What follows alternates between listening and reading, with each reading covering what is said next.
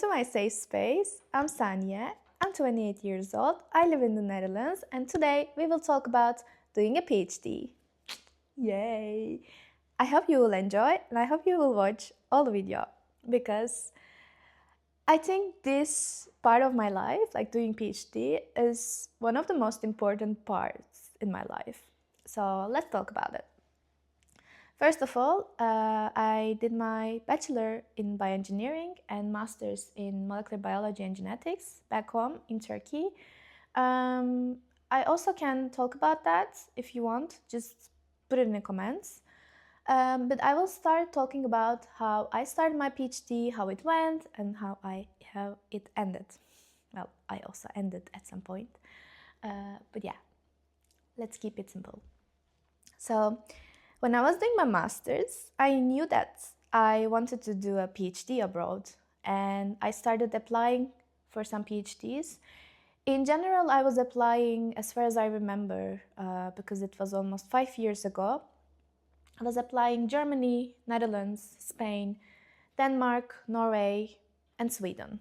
So let's say a bit like North Europe, because I did my Erasmus. When I was studying my bachelor's, I did like 6 months of Erasmus, learning, how do you say? Doing the part of the studies in Finland. And I really liked it. And during my Erasmus, I traveled around Northern Europe. And I don't know why, but I really like Northern Europe.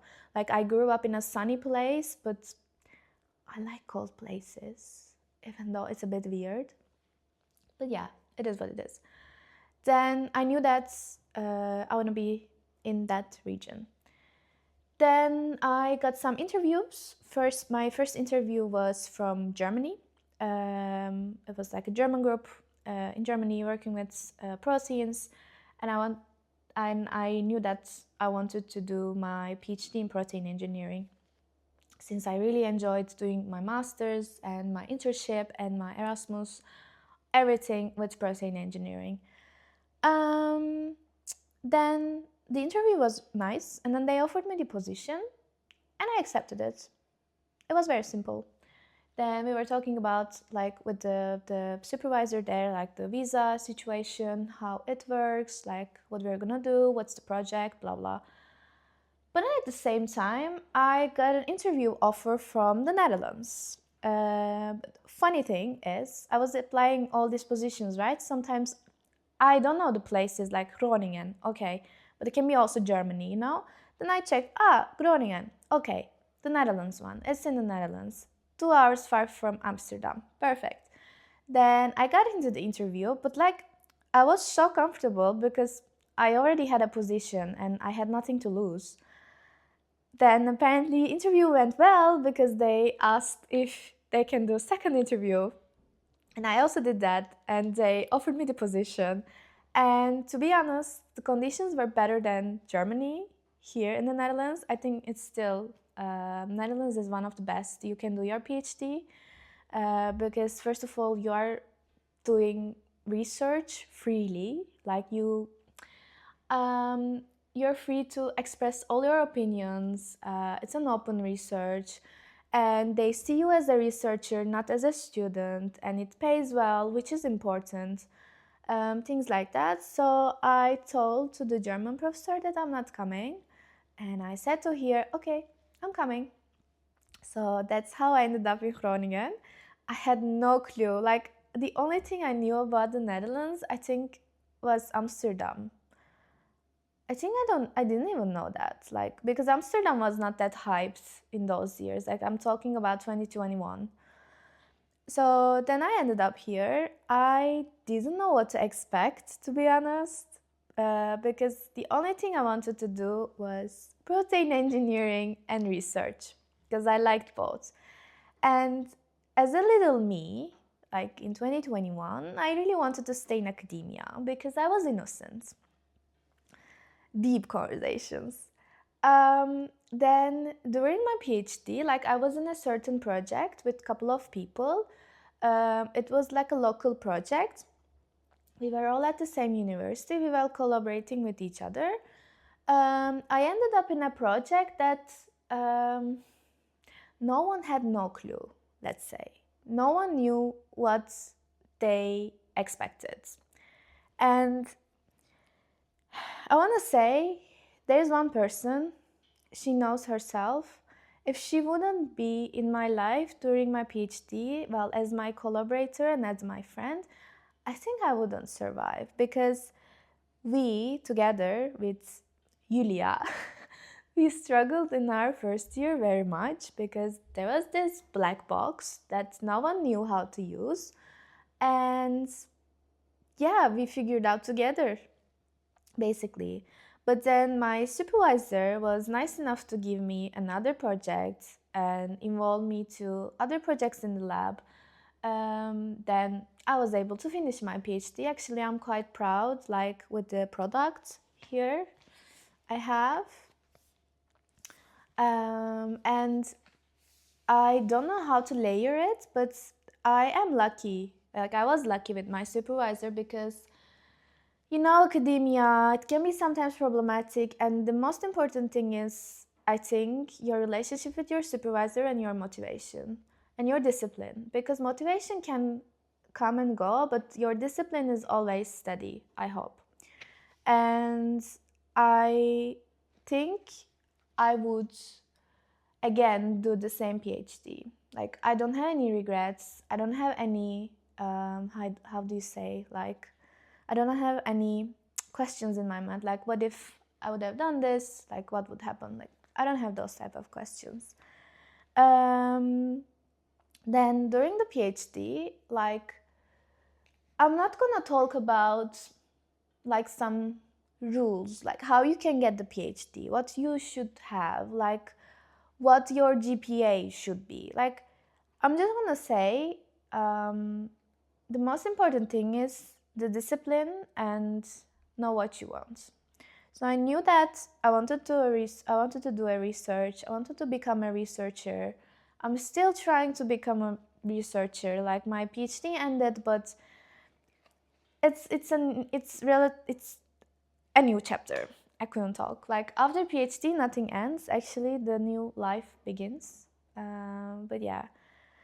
Then I came here, I signed my PhD, spent like first year figuring out how that black box works, and then I went to conferences, I went to other countries to do research, like to see how they work, things like that.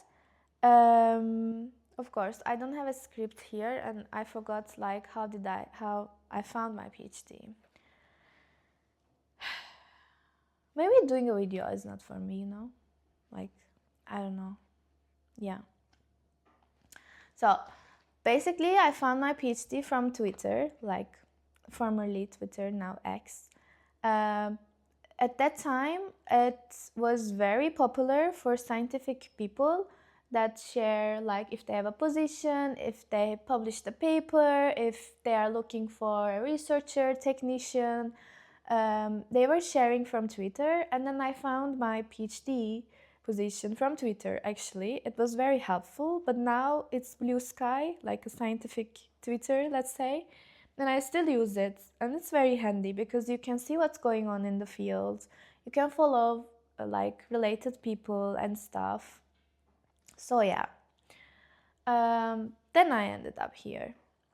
While I was doing PhD, I think the hardest part was when experiments don't work and when you don't know what to do, you really feel lost. Like, what am I gonna do now? What's gonna be the next? And it really depends on your working type of your supervisor, let's say, because some of them, they ask you to repeat the same things again and again, even if it doesn't work. But then some of them, if it doesn't work after a couple of trials, they just try to give you another project or they push you to create something else, which is also quite okay. And I was lucky enough to be in the second group. So if something doesn't work, we try, right? We try to find another project or another idea that can be fruitful and that can bring an outcome. So I was lucky enough. Um, that's why I really liked where I did my PhD.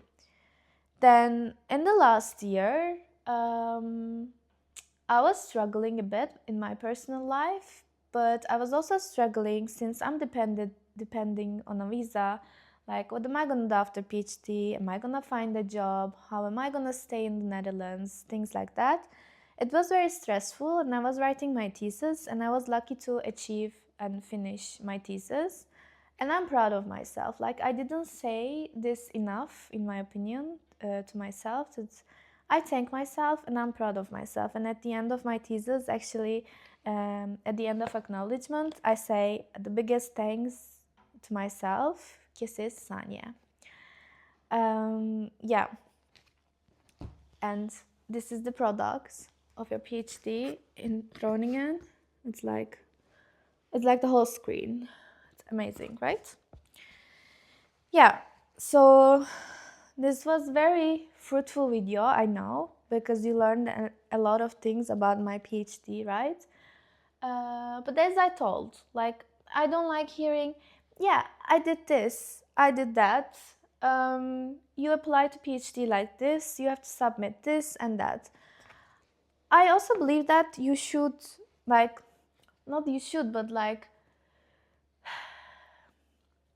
you should do these things yourself, because every PhD and every system has very different processes.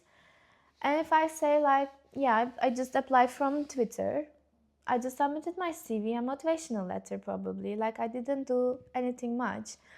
And being in the Netherlands, like coming to the Netherlands, actually you are very lucky, because all the visa and immigration issues, they are issued by the university if you are coming to become a researcher or a PhD at the university. I don't know how others are handled, but also as a highly skilled immigrant, like if you are coming to work in a big company, they deal all the immigration and visa issues for you. So I can highly recommend coming to the Netherlands for work. I think I wouldn't wish for anything else. Like, I'm really happy where I am right now with my achievements. Of course, I have still open questions in my mind, and I'm still searching for the best, you know? I don't like settling, and I don't like being an, like, how do you say? I use that word a lot, but now I forgot. I don't like being an average person, and I am not here to be an average person. And I will always look for the best, and I will always look for the best version of myself. And I am so happy that I'm surrounded by those type of people in my life, because I don't like settling, like I don't like accepting things. At some point you have to, I know, but if you can search for the better, why not searching for the better? Yeah. This was not a very helpful video, like probably how you can come to Groningen or Netherlands to the PhD, but I promise I will make more structured videos.